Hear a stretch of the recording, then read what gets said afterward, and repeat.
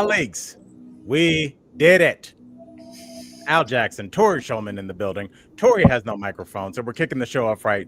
Michael Dean holding us down. I understand, Tori, that there was some confusion about what time the show was today, and I just want to tell the colleagues that Michael Dean sent a text at noon, like, are we having a show today? I just got back from Minnesota yesterday. By the end of tonight, we will figure out the entire schedule for the week, or at least get it. So right now, let's just keep everything as is. Expect the show to be 5 o'clock tomorrow. You know what we need to do, Tori, right now in real time? We need to anoint one or two colleagues to be just like, every good regime has a good disseminator of information. We need some colleagues where we can be like, a couple people like Lucy Marcy, can you tell ELC? Like, we need people to be able to tell other, like, we need to make a phone tree while we get our shit together. We need to treat this like a 1980s teachers union. It's a snow day today. Tell Tori the buses aren't running. They're frozen solid. Oh man, that's so funny. There was nothing like a snow day when you were a kid. Now snow days don't mean anything because people work from home. I don't think we thought about that. But yes, working from home has a lot of benefits, but you give up the joy of just snow day. Like, God was like, nobody works today. Shut up. I thought that was so great. I loved it. I love it. I love it. I love it. Tori, what's going on with you, girl?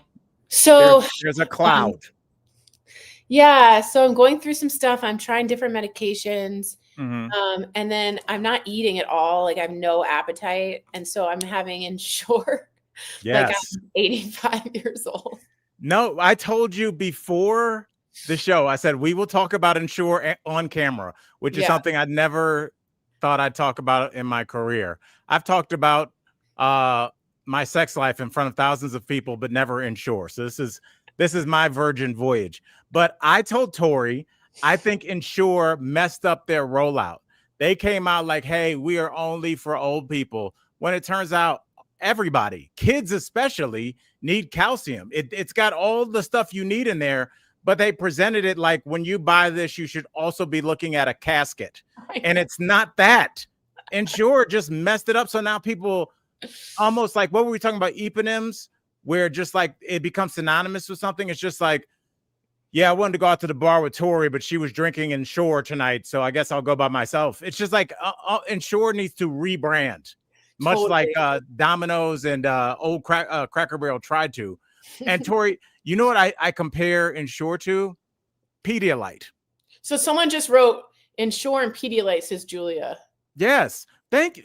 Do you see? I didn't even see she said that because I got to look at this camera, not that one. And so I'm like, Pedialyte, they now have adult Pedialyte because they were initially like, hey, there's a lot of babies with the flu. They need electrolytes to rehydrate. And then they were starting to get reports from CVS like, we need more Pedialyte. And they're like, do you have a lot of sick babies? And they're like, no, a lot of alcoholics in this town. A lot of hungover 27-year-olds drinking up all the Pedialyte. So now they have adult Pedialyte, but Pedi is the root of that word, and it means kids. Right. That's right. Right. I know. A lot of people who are hungover always get Pedialyte. I appreciate you guys saying this. I'm just trying to figure out the medication and make myself feel better, but I'm getting morning panic attacks.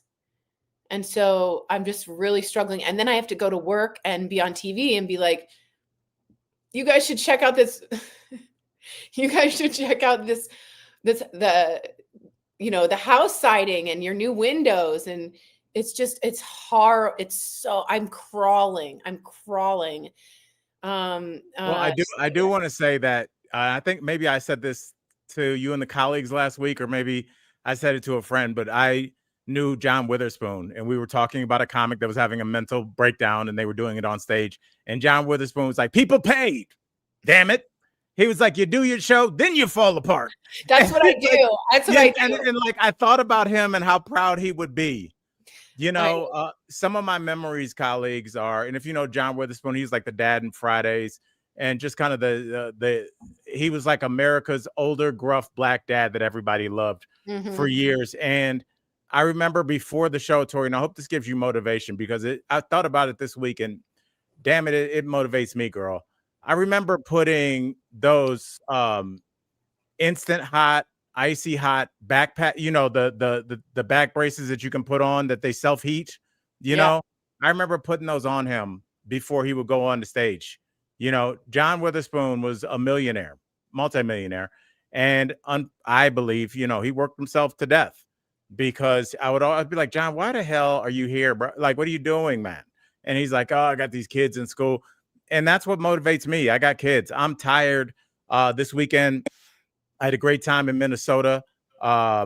Did 4 shows there at the 10,000 Laughs Festival. Had a great time. Michael Dean, I don't know if you have those pictures of it. I'll keep talking. But, Saturday, I had my show at the Palace Theater in that's me. That was my first show that night. A little hard to see, but like there's this band around me, and the woman that's on stage that looks like she's planning an intervention as soon as I'm done. She's a comic named Mary Mack. Shout out to Mary. And what she would do, Tori, is we would do you would do a set, and then after you do your set, she asked you about like what you were talking about and where these jokes came from. Oh, that's so cool. Live band on stage. It was so cool. That's me. I look like I'm like a new hip hop mortician. It's like, hey, do you already put the fun back in funeral? Damn it! Well, yo, come over here. We ain't playing like those other funeral homes. It's real hip hop. So, that's so funny, Al. Oh yeah, so I did that, and then Saturday I had a show with Hannibal at the not Palace, at the Pantages Theater in beautiful downtown Minneapolis. Thousands of people came out. It was incredible. And then afterwards, I went to an after party. Hannibal was DJing. And because the after party ended at 3, oh my God, my flight was at 5 a.m. So I just stayed up, flew back to Denver, and then went straight to the Broncos game, and then came back here. Tori, I am 50. I can't do this. You need Insure. I do, right? See, Insure. You need to start going after the hip hop embalmers. You're missing out. So yeah, so I just, I thought about John Witherspoon this weekend. I thought about you this weekend, and we hear from the colleagues, and just like they'll just like drop a comment like, hey, I've been dealing with this, or I was addicted to this and I'm working through it. We're all working through something, and it seems like just a platitude, Tori, but do you really understand that and embrace that? Because I hope you do. I hope you know that there's a community around you. Oh, that's Hannibal's after party. Oh, so wow. I felt so GD old in there, Tori. Oh, I don't. And it was like kind of an age inclusive place, but you just end up looking for people as old as you. Oh no. And I don't know. I do want to start going out, because when I heard the music, I was like, man, this is a big part of my life, is like doing a show and then going out and enjoying some music. I did enjoy it sober, which was cool. And is Hannibal sober too? Yeah, for the most part. I think he went back. He didn't drink for some years, and then I think he went back, and he was like one of those few people that I think was able to then just like drink responsibly. But I don't think he had any drinks the night that I saw. I mean, oh wow. Yeah, no, it's that's another thing. I'm so glad you mentioned that, Tori. Went to the 10,000 Laughs Festival. So many funny comics. Jesus Christ. So many like funny young comics that really inspired me to keep writing. But you know what I noticed, Tori? At the end of the festival, it was at a bar. There were people drinking, but no one was out of control. It was a brewery, so there was no hard alcohol, no hard drugs. And I was like, how different is comedy than when I started? Comedy was like really like what you had to do to get free drinks. And I feel like at certain points of everybody's career, you were more doing the comedy for the drinks than for the and now none of the young comics drink. I didn't get a lot of like hookup culture between them. It's 2 or 3 generations now past when I started, and Tori, they're totally different. Yeah, I used to take shots when I got there on stage after the show. I would just be like so drunk all the time. Everybody was drunk. The managers were drunk. Everybody was drunk. When I started in South Florida, especially when you did shows in smaller cities, maybe not small cities, but you'd be on the west coast of Florida, like Sarasota, those kinds of city, Cape, Port Charlotte, all them cities. Like you go in to get paid by the manager, and just while they're writing your checks out, just 5 lines of cocaine, right next to it. So you have a good time. You're like trying to hook you up with a waitress. I'm like, I need to go. I'm a middle school teacher. I have to be in front of students in 5 hours. So if you could write that. Yeah. Hip hop embalmer. I just want to say thank you so much, Michelle, for saying that you're not alone. 1 step, 1 minute at a time. I'm at 1 second at a time. So I just so appreciate you guys understanding. And I thought, Al was so thoughtful and said, just bring it up. Just say it. Just say what's on your mind. And I started a mental health segment on my show, even just to get help for myself. That's right. Tori, always looking for a bargain. So I just really appreciate you guys. I feel like this part of my life will never, ever end, ever. And I'm just trying. You know what? And I'm glad you said those exact words. How many teenagers, or not even just teenagers, but just people took their own life because they were like, they couldn't get over their high school boyfriend. And that was in 2008. And you would tell them, like, if you were our age now, you would have trouble remembering their name. Yeah, I know. Yeah, everything in the moment seems like the thing, end all, be all. Life, look, boo, life is long. And everything that we thought we knew, sometimes we were right. A lot of times we were unbelievably wrong. Mm-hmm. Things that, like somebody like, I look at like my boy, Pat McAfee, who basically runs ESPN now. Mm-hmm. I knew Pat when he was coming on the radio show, Bob and Tom. Pat had just been arrested. He was the Indianapolis Colts punter. He had been arrested because he got drunk, got out of his car and rolled down an embankment, like with his body, not the car, and was arrested down in a bog. Now if you told him then, hang on, buddy, in 10 years, you're going to be the most famous dude in America.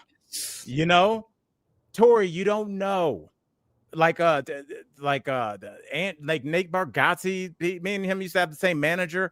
Like we all start from somewhere and we all have this rolling journey. And you just have to remember that it's not at that moment. If you drop the needle right there, you're like, well, this is life now. Wouldn't you have said that in season 5 of DBL? We were killing it. And I was so happy. And my life's been so lucky. I've been so, and I hate using that word privilege, but I just mean like I've had a run of just beautiful luck all my life with wonderful parents and all this stuff. And then it's like God was like, hold up. Yeah. Not anymore. And it's just like, I don't know. But Karina, Vera, thank you so much. And Marcy, you guys have been so kind. And I hope I can lift you guys up when you're down because it means a lot to me. So thank you. And I think it's important to show you that, like, yeah, I'm on TV. I'm bubbly. You guys know me. I'm peppy. I'm happy. Right. And it's not always like that. Sometimes sometimes you're out of cocaine. Yeah. Yeah. No, go ahead. I'm sorry. To the hip hop embalmer. But no, please. What were you saying, baby? No, it's just, I just think it's important for people to see that it's like, it's not always great. And when it's not great, it can be really bad. And I'm trying really hard. I'm trying everything they say to do. So I'm just letting everybody know if there's anyone out there feeling this way, Tori's got you. And thank you again. Yeah. Michael Dean, being human can suck sometimes. It really can. Michael Dean also said when he was dealing with his sexuality, Al, that he felt the same way. Like everything seemed like I was doomed to hate myself forever and the world would never accept me. And first of all, bravo for getting through that, because now you're an amazingly handsome, sexy ass gay man with Mitchell. And I think you're amazing. But yeah, I feel like I'm never getting out of this stage. You know what I mean? When you're stuck in it, depression is the only disease that makes you not want to cure it. You just get stuck. So I'm just thankful. And again, I don't mean to take up all this time. We have stuff to talk about. Well, you're half of the show, so feel free. Okay. Sorry I'm talking so much on my podcast. Yeah.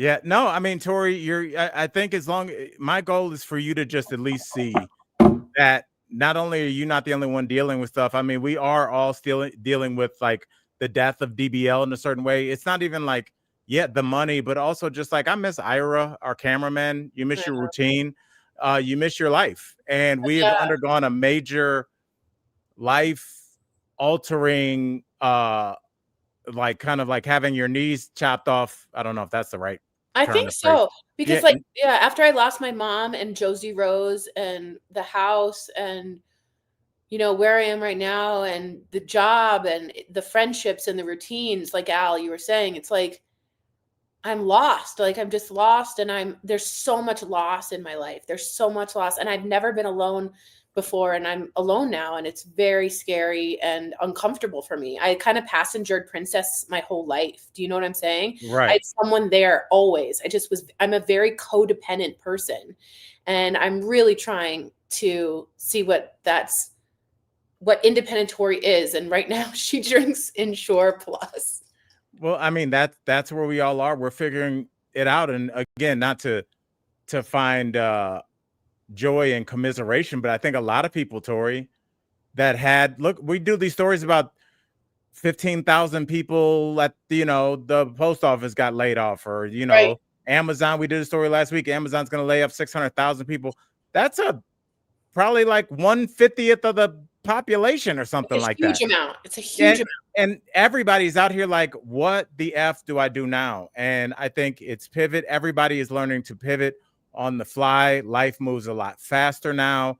And you just have to kind of every day just appreciate, you like you said, the little things. Like I had a good time this weekend. Yeah. I saw friends. I had shows I was proud of and material I was proud to deliver to people. Good for you. It's the little things. You come back and you still got stuff going on. I still miss my kids every second of the day that I'm alive. And that was a mural of Prince. And I took that just because, obviously this administration, one of the things, and they did it by attacking like the Kennedy Center, is what evil regimes want to do is get rid of art. And I see the murals of Prince all around Minneapolis.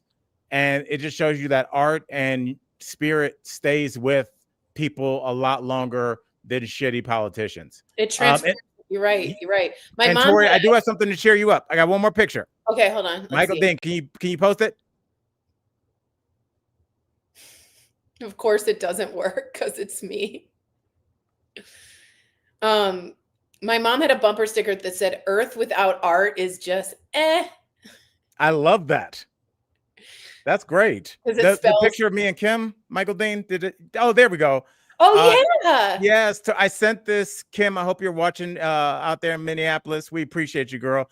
But she came up to me after the show and she goes, I'm from friends from work. And it was the first time, Tori, I had met and seen a colleague in real life. Now, I've met other colleagues that were DBL fans, but this is the first time that people, thank you. Ariana was there. Cool. Ariana, you didn't say nothing. Thank you so much. Your show is awesome, Al. That's so cool. Yeah, it meant a lot. And we do this as a labor of love, and just because we love to talk to each other and we appreciate you guys. So like I just want to let you know, Tori, that your words go out to people and they're internalized by people, and I can tell by your reaction to what people say on the chat that the relationship is mutual. So absolutely. Yeah. By the way, just let me know what flavor you guys think I got or should get. I got vanilla. I think isn't that the only flavor besides what, chocolate? Milk chocolate, dark chocolate, butter pecan, and strawberry. Strawberry I'll be honest. I'm biased against strawberry because, and colleagues, y'all understand this, because there used to be a cap on things. Now kids have their own money. They can buy things. So like the idea of like candy or sweets wasn't like something to be gotten and hoarded. My dad bought like a bunch of pink Nestle Quick, and then him and my sister, like he took my sister to the movies or something. And I was like, it was just me in that refrigerator, and I drank as many as I could, and I puked up pink Nestle, and I cannot have any pink flavored anything. No strawberry, nothing. Yeah, I can't. I also did the same thing with Hostess cream pies. I did the exact. Wait, a lot of you are saying chocolate. Okay, maybe I'll go for chocolate next time. Maybe I'll go. And by the way, I ordered them from Amazon and they're like, they're here. So I run down to get them. And then they were like, they're not here. And I was like, bum, bum, bum, ba-da-da-da. Yeah, had to go back upstairs. Oh, all right, Tori. Well, let's get into these stories and just know that we are here for you. I love you guys. Thank you so much. Yeah, we got lots going on. Yeah, we do. Let's get to the here's my mouse.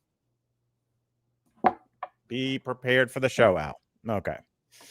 That's much better. Okay, here we go. We're doing it.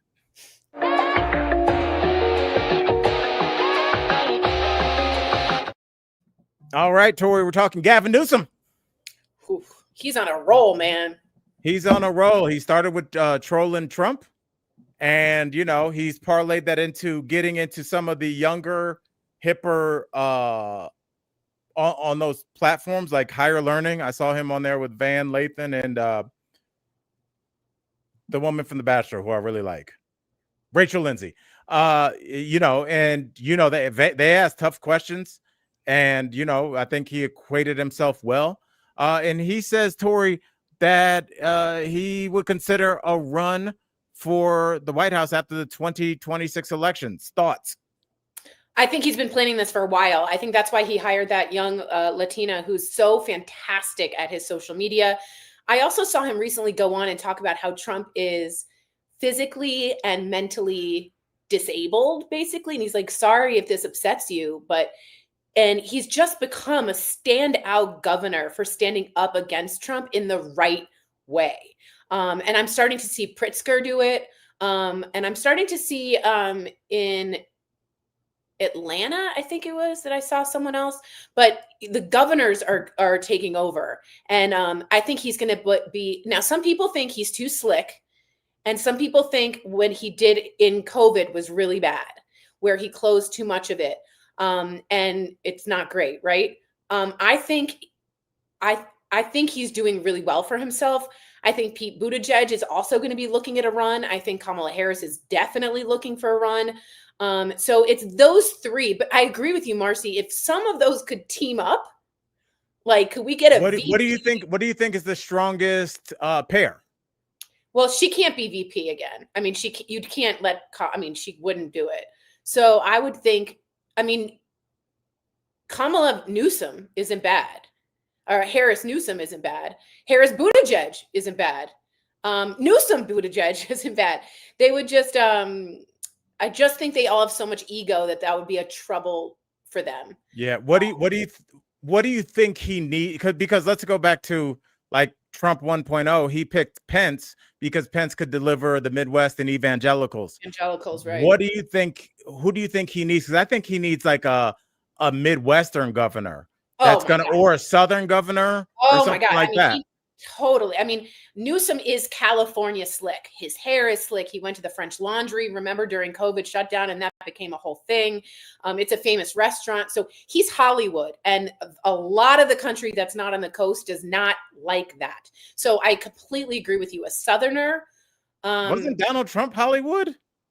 No, he was on NBC. Yeah, but he was a New Yorker. There's something about the California Hollywood elites that gets you going. And I think that he needs either a Southerner or a hard Midwesterner. You don't need someone from the other coast.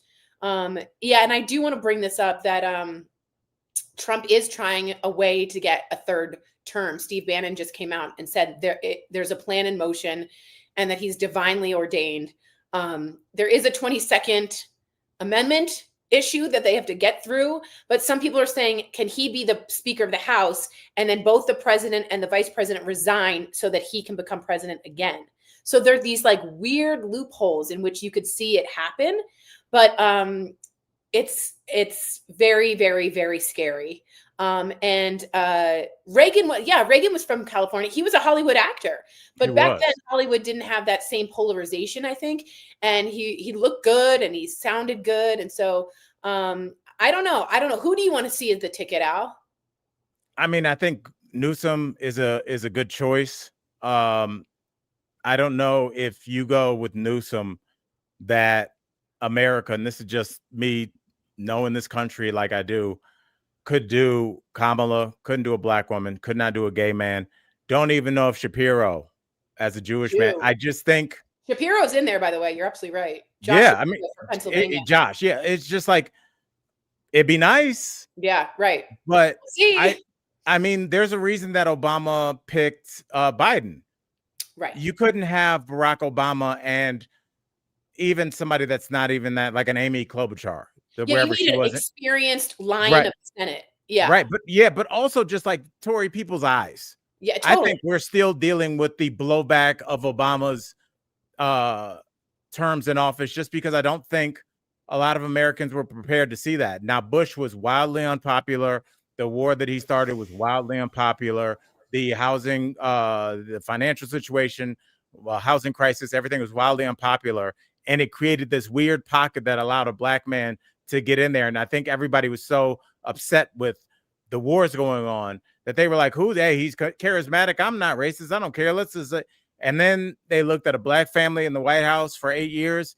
And I think some people felt some type of way. And here comes the Tea Party. And here comes, their thing was taxes, but I call that gentleman's racism. I just worried about the taxes, the deficit. It's like you don't hear that with Trump. He didn't do any of his what he said, lowering grocery prices. If you think about it, everybody that voted for Trump on the economy or whatever, the first things he did wasn't an economic agenda. It was build the wall, crack down on immigration, get rid of DEI. Those are the first. And you didn't hear his base go, what? Yeah. We wanted lower egg prices. I ain't heard shit about eggs since him and Biden run against each other. That was what you call gentleman's racism. I do think I just watched Obama at his Halloween. And when Prince walked by, the kid dressed up as Prince, he says, Michelle, purple rain. It was so cute. I love it. Yeah. I love it. All right. Well, I mean, we shall see. And it's interesting, just a last note on that, Gavin Newsom is kind of taking a page out of Trump's attack plan for Biden, going after the age and the dementia, which looks like it's clearly showing. All right, Tori, let's do this. This is kind of a little bit of espionage I think you'd like. So we'll go with this one again.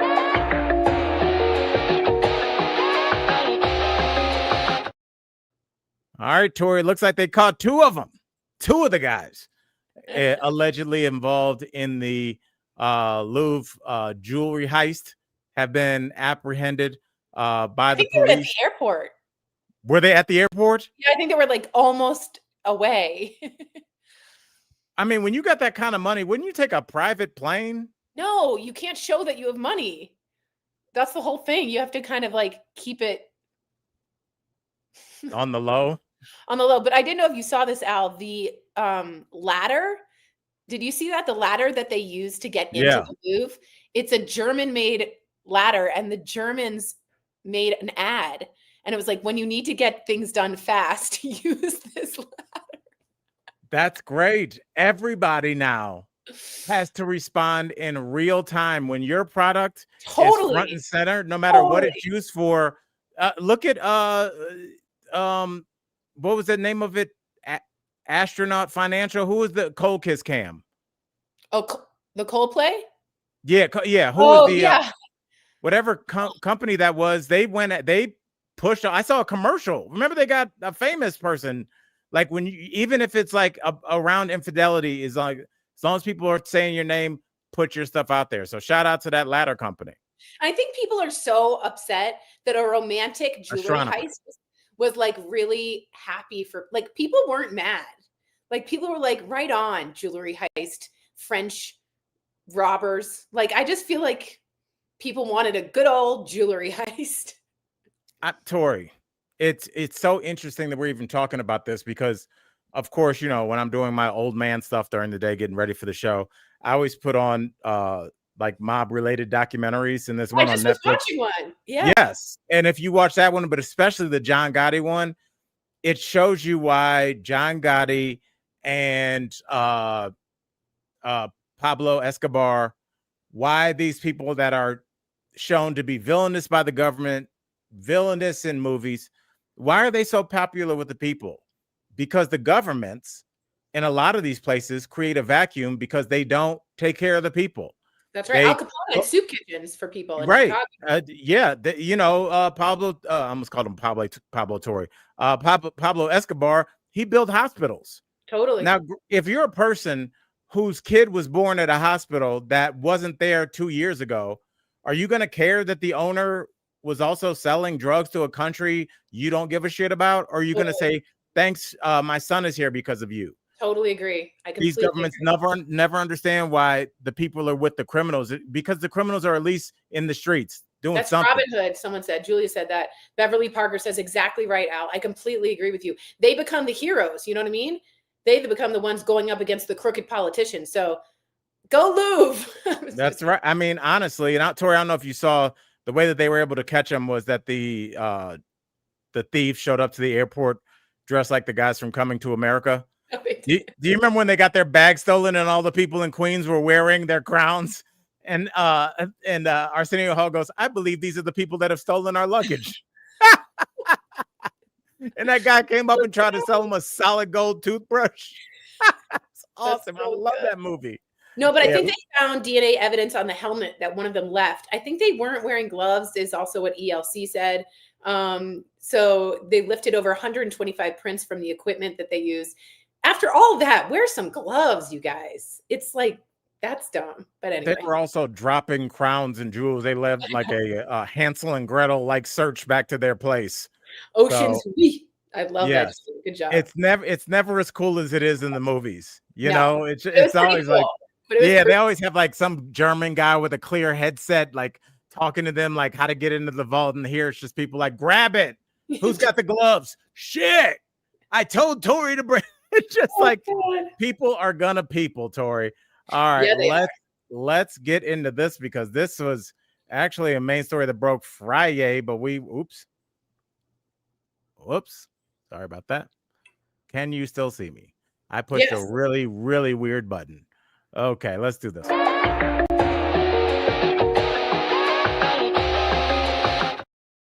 All right, Tori, you know what we're talking about. We're talking about the NBA betting scandal. What did you think about that, girl, when that news dropped? Chauncey Billups, is that his name? Yes, former Colorado standout here in Colorado, University of Colorado. He's a famous college point guard and then a super famous NBA point guard, national champion, world champion with the Detroit Pistons, and then he's a famous coach. Yeah, so this is was it poker and it was the mafia was involved? It's confusing. I'm going to read what Michael Dean said just to make sure I get it right. So excuse me while I turn away from the camera. It says it was in rigged poker games that led former NBA stars, and James Bond tech to steal millions. Hidden cameras, X-ray tables, and using a Hall of Famer, that's Chauncey Billups, as bait. They called Chauncey the face card. He's hey, do you want to play cards with Michael Jordan? Come to Tori's house. She knows him.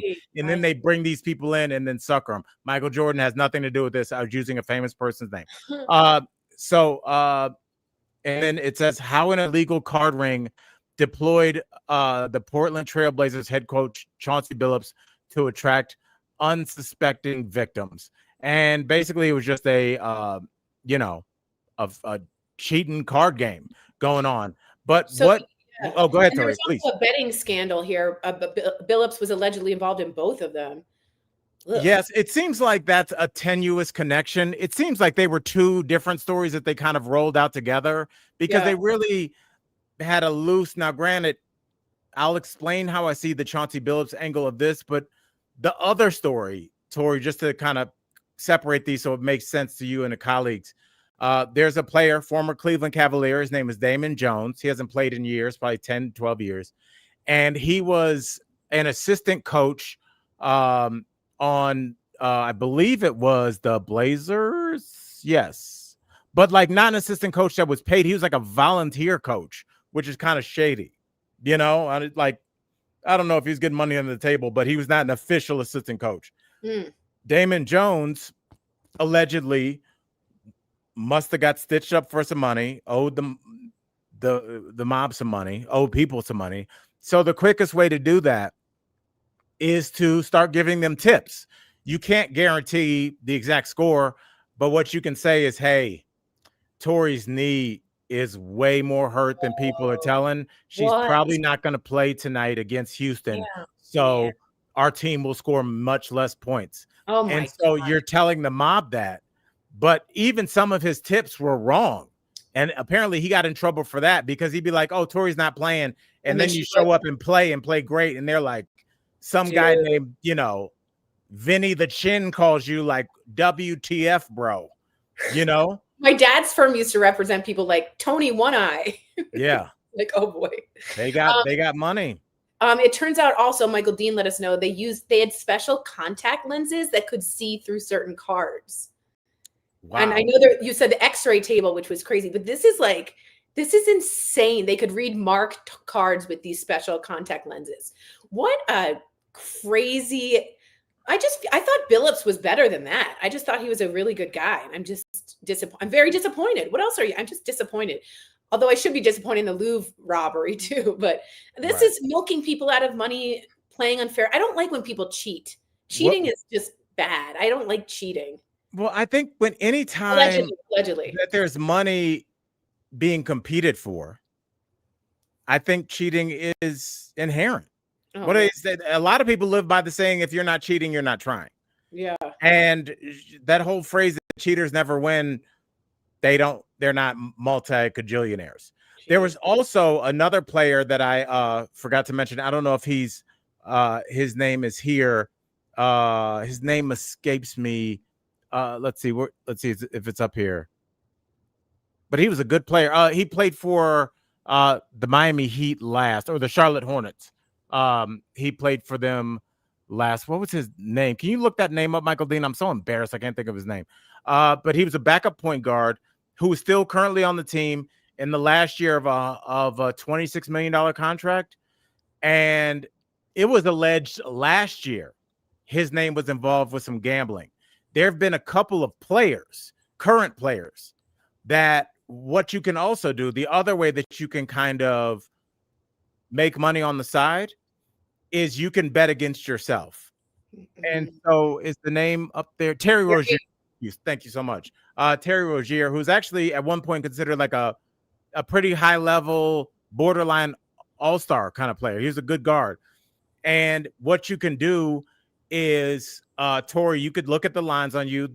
Vegas would say, we think Tori's going to have 6.5 points and 4.5 rebounds. And you look at that and you go, okay. So Tori, you go out and you score 7 points. Good game by you. And you got 3 rebounds, 1 rebound, and now you're going to go over.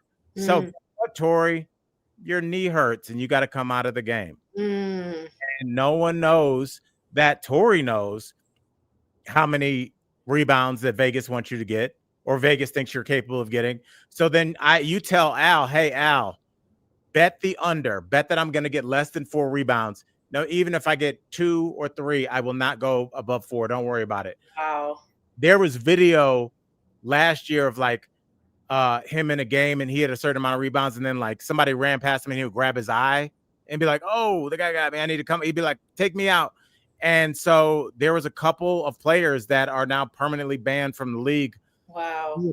So, Tori, do you think that this is something that can be controlled, or just like this happens when you get in bed with gambling? Yeah, I think that's what happens. But I mean, first of all, I'm glad they caught this because it seems so intricate. But I'm just like shocked and disappointed. And I'm someone who likes to believe everything's real. So when I find out like there was all this cheating, that just really puts me in a real hoot and a holler. You know what I mean? It's just fake. Well, it's not. It's just like we can't also do the thing where one person represents all. Right. You know, if there's one talk show host or podcaster that has a cocaine problem, there's a lot of people that's like, see, Hollywood, that's how they all are. And it's like, no, Sam doesn't. You know, and so like I think that these are people, because I'll tell you, most people in sports take this very seriously. Obviously, my girlfriend works for Rockies. She won't even broach the subject. I would not broach the subject with her because they take their job very seriously. No different than like, I can't go up to your dad and be like, I know about client attorney privilege, but tell me, what was it like? He can't tell me, and he won't. And that would be effed up for me to even ask him to do that. So I think it's a lot less than people think. But anytime that there's human beings and millions of dollars involved, and that kind of money that's seemingly kind of harmless, you know, because it's not like you're taking money out of a cancer research. You're just like, I'll just get under instead of going over. What do I know? You know, but I will say this, and I did have this theory about why people should feel at least somewhat okay with gambling. This is a weird theory, but this is from my years in biology. When you cut your hand, your body doesn't expect somebody to run over with Neosporin and a Band-Aid. Your body protects itself. So it releases white blood cells and the blood coagulates and the cut heals itself. In this situation, when it came to gambling, DraftKings and all the sports books were the ones that have the technology that goes doo-doo-doo. Why is all this money being gambled on this random ass player's 2.5 assists? Because they have the normal amount of money that's gambled on random ass players, and then all of a sudden there's a big spike where guys all over the world are gambling, and the machine is like, no, and they shut it down. Because who more than DraftKings or any of these sports books has more to lose than thinking that their product is not credible? So in a weird way, there was a violation of the system, and the system protected itself just like an organism would. It's for monetary reasons, but it kind of shows you that it is kind of legit because they want you to keep coming there. All right, we'll see. Let's end it with coagulation and move to this. Tori, let's do the famous people. Tori, I thought about you this weekend because I was like, I can't bullshit myself anymore. My eyesight is bad.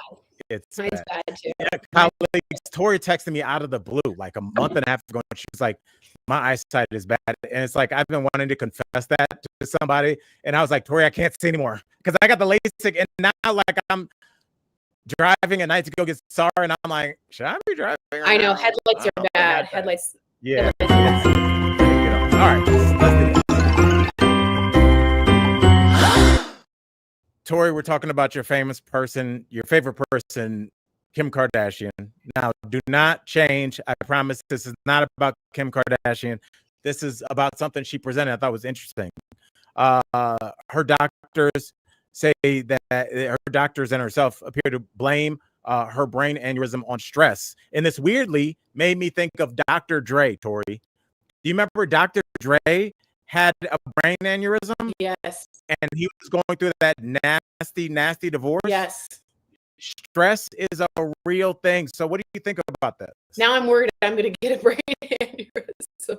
No, don't even put that in. I never know if I believe that Kim Kardashian's medical. I don't know if I always I think that's fair. But they are breaking up. Oh, are we breaking up, guys? Let us know if we're breaking up in the chat. So anyway, I don't know how big the aneurysm, if this was blown out of proportion, but way to bring awareness. I don't know how much stress Kim is under. Oh, audio video issues. Really? Oh, I'm sorry, guys. Yeah, we see each other. Yeah, well. This is so weird. Oh, we were. You guys are fine on my end. Okay. So yeah, I don't. And Tori, hold that thought. Let me just say, if we are breaking up, guys, I always upload the full show to Patreon. So go over to Patreon. You can sign up for free if you want to throw a little money at the show. We'd appreciate it. But if not, no worries. Please just go over to patreon.com/FFW colleagues. Again, patreon.com FFW colleagues. You guys can check out our podcast. The podcasts are up as well. So follow the podcast on Spotify, and you can watch the full show for free if you miss a part because, thank you, Michael. If you miss a part because we're having issues. So, Tori, sorry to interrupt, but please continue. No, so I mean, it's bringing awareness to aneurysm, which is a really big deal. I'm sorry for breaking up, guys. I see that. that stress can raise your blood pressure, which now can go into the aneurysm formation and growth. So, any kind of awareness with medical issues, I'm all for. And that's fine. Kris Jenner's famously a hypochondriac and always nervous she's dying. But, I don't know how big Kim Kardashian's aneurysm was. But you know what? I'm glad she's okay. All right, Tori, let's stay on the topic of medical issues. Kourtney Kardashian is launching lollipops for your vagina. Your vagina. Okay, probiotics, those are for suckers. Kourtney has launched a new addition to her Lemmy line, and it makes for quite an unexpected combo. I guess it's pure supplements, probiotic gummies, and pills designed to support your vaginal health. They dropped exclusively at Target, and it's so interesting. People have a problem with rainbow swim caps at Target, but not lollipop vaginas. Hey, bigots, pick a lane. You can't be anti-LGBTQ and then pick up a 12-pack of vagina lollipops for the lady in your life. Tori, would you try lollipop vagina? No. And let me just say, Kourtney Kardashian's and I always make fun of Gwyneth, but this is such a Gwyneth move. It is. She's shopping on her side of the street. Yeah, it's the Goop move for her. She's trying to make Goop. I think she's trying to make a whole thing for Goop. And it's really just for shock value. And I was always taught that the vagina was a self-cleaning oven. And so you really don't want to be putting anything in there, cleaning it out. Like you said, the body takes care of itself. ELC, that's a good point. Kim Kardashian Al is also selling thongs that have like fake hair on them. So this is all like shock value. Pretty Brown says, keep your vajayjay lollipops to yourself. That's a hard no for me. I also don't know if this is safe. Like, I really don't know if the Tori, FDA... that was going to be my effing question to you. I just don't think it is. How comfortable would you feel releasing anything that you want somebody to eat or drink, especially for their health? Yeah. If you and I release a soda, I would just be worried that it had one weird kind of chemical. And now we're on the cover of the Wall Street Journal saying, the two murderous podcasting journal. I don't want to tell anybody what to take into their body, much less their vagina. What if it causes sterility? Allegedly, it doesn't. I'm not saying it, but you don't know. She didn't go to medical school. And Gwyneth was sued because someone got very sick after remember the jade, don't make me know this, the jade egg that's supposed to go. I remember the jade egg. Jade egg. So she got sued because it was actually it's a health risk. So, I hope this is at least passed by the FDA, but I would suggest not lollipopping your way into this one. I really would stay away. This one's for suckers. I would stay away to this. There we go. All right, let's move on because that's a little bit weird. Okay, Tori. I think this person definitely got the famous person.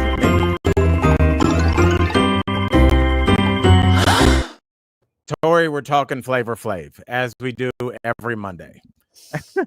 All right, Flavor Flav gives the bobsled and the skeleton a try. Joins the Olympic team as the official hype man. Now, remember, he was involved with the Olympics last time. What are your thoughts, He's girl? really become like a mascot. I mean, I don't really say that, but he's become like the USA mascot. No, our country's mascot. I think that's fair. Yeah. I don't think that's an insult. And I love that they involved Snoop and they involved Kevin Hart. Remember when they had and did the horse dressage? Oh yeah. Narration? And they were like, this horse doing the crip walk. Yeah. And then so I think he did gymnastics last time, but I'm all for Flavor Flav. I think he's nothing but just like a joy. And in my life, I often have played the mascot for my family when like people were sick or people were down. Like I often was the one to like come in and I kind of like this weird career Flavor Flav has. So I don't know him as a rapper. I know him as a clock and getting oh, there he is. He's getting was trying with Brigitte, like he had a Flavor Flav Finds Love. But I just think this is really cool for him in his next stage of his career. What a cool, weird chapter. I would love to do this, you know? Yeah, So, I mean, Tori, it makes sense if you think about what he did for Public Enemy. Public Enemy was talking about some serious shit. You know, they have always been very pro-black, pro-political. I think about, there was a song that they had called Black Steel in the Hour of Stress. And it was about black men being drafted. Like, think about all the pop songs people make. I believe, if memory serves, the song was 30, 40 years ago, but Chuck D said, I got a letter from the government the other day. I opened it and read it. It said they were suckers. Like that. It's about, like, I'm not going to the draft after you guys treat me terrible over here. That's a heavy message. So what did Flavor Flav do? He added comic relief. That was so necessary to get that medicine to go down. Without Flavor Flav, I think people would be like, hey, man, I'm trying to party. I can't really, like, I get what you're saying. But Flavor Flav was like, what up, y'all? We having a good time. Who cares? You know, and it's just like he was almost like the cherry flavoring that allowed the NyQuil to go down. And I think when you have something that's kind of foreign to people like bobsled, you only see it every 4 years, or the skeleton, which I think only a few people know. I think having somebody, because I'm assuming there's not a lot of charismatic bobsledders, but for some, you need to hire somebody to be like, hey, what are y'all doing? Shut up, that sucks. Come over here. And they're like, what? Okay, well, that weird guy said come over here. He's bringing eyeballs. We're talking about it. I also want to say, I know a lot of you are writing in the chat that he gave money to Olympians that didn't have a lot of, like, visibility, including, I want to get this right, discus thrower Veronica Fraley, after she posted about her financial struggles. And what right. I mean, he's picked the lane, and he figured out who he was, and he embraced it. Love it. Even when he was going through it, and, you know, he's had addiction issues. Yeah. He's been always, like, very forthright about that. I think another thing that people don't understand, we were kind of talking about, like, what the squares don't get about dictators and mafia bosses. What people don't understand about how people like Flavor Flav are perceived is there, because I'm sure, like, you know, a lot of political people, like, I don't want to associate my brand with a crackhead from the hood. Right. But it's like a lot of people that vote for you and vote and are out in these streets. You know, I have people in my family that were addicted to drugs. And first of all, so do rich people. The only thing is we talk about ours. We don't just hide ours away. And because we don't have the luxury of doing that. And Flavor Flav speaking about something that a lot of people have either struggled with directly or somebody they love isn't a cancelable offense. It's something that makes you more believable. It makes me gravitate towards you, because I'm like, if you're going to be honest about that, about something that could be perceived as that is embarrassing as being a crackhead, I'll believe you when you say, hey, the skeleton is fun. Check it out. All right, Flavor will. I love him. Love the flavor. Love the flavor. All right, Tori. People love this too.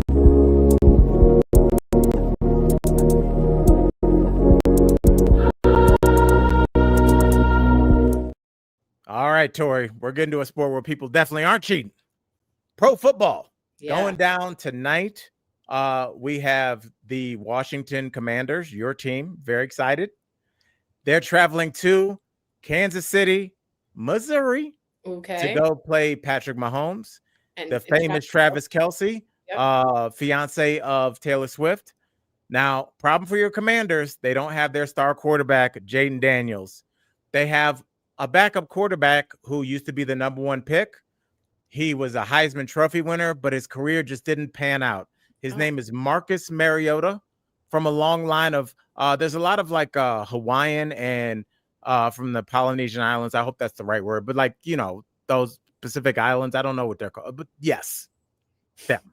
Like, they have a long tradition of being a pipeline for NFL players. Troy Polamalu. There's a lot of famous football players from the Pacific Islands. So do you think that Marcus Mariota, representing the Pacific Islands, representing University of Oregon, is going to be able to take down the very tough Andy Reid Kansas City Chiefs.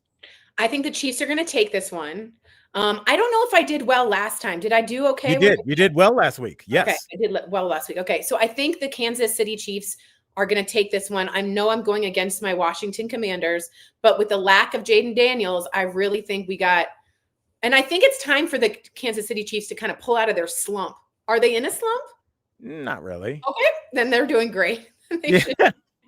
Okay, now, if the Commanders are going to pull it off, what part of their team is going to have to really step up? The wide receivers. It's going to have to be a long game. It's going to have to be a lot of throws. The running game's not going to work with the defense of the Kansas City Chiefs. That's actually pretty accurate. So the wide receivers. They have two wide receivers that one of their wide receivers' name is Debo. So do you think Debo is going to have a good game? He's going to go deep, yo. Okay. And that's enough of that. All right, Tori, let's do this. Let's move on very quickly. Where the heck is it? I leave for one day and I can't find anything. Kim Rab says her daughter has 25, has type 1 diabetes, and she uses Ensure to Drink, gain weight. It does need rebranding. Cheers, Kim. Tell your daughter thank you so much, and I wish her all the luck in the world. Thank you for saying that. All right. I love it. And shout out. Ensure needs to be a sponsor because we really like your product and we're trying to help rebrand you. So yeah, you guys, you're selling yourself short. Ensure, let's do this.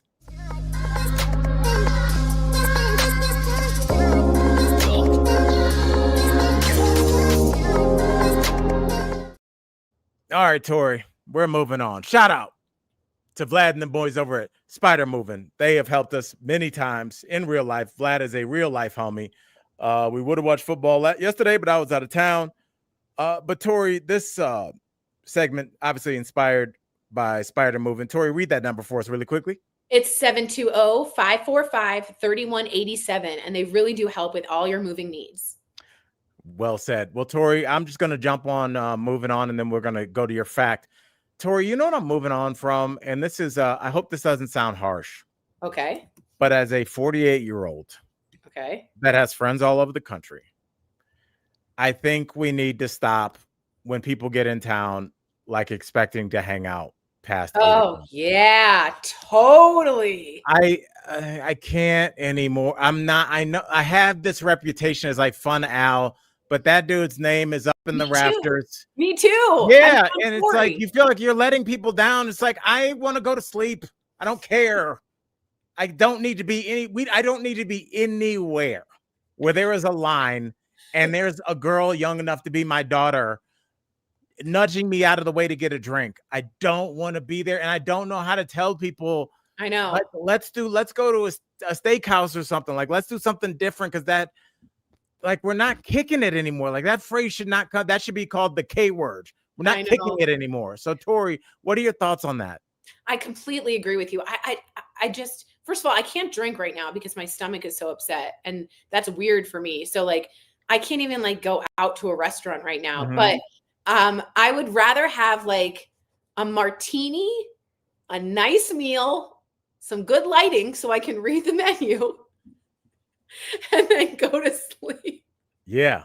It's like, Oh my God, you guys. I just bought Unison tablets to go to sleep and Ensure. Those are my latest Amazon. I'm getting so old. Oh my God. I don't know. Maybe you just value different things. Like, I feel like if I'm at a not even a nightclub, but even anywhere where people are hanging out and there's drinking going on, I feel like I'm taking up space for somebody that should be in there.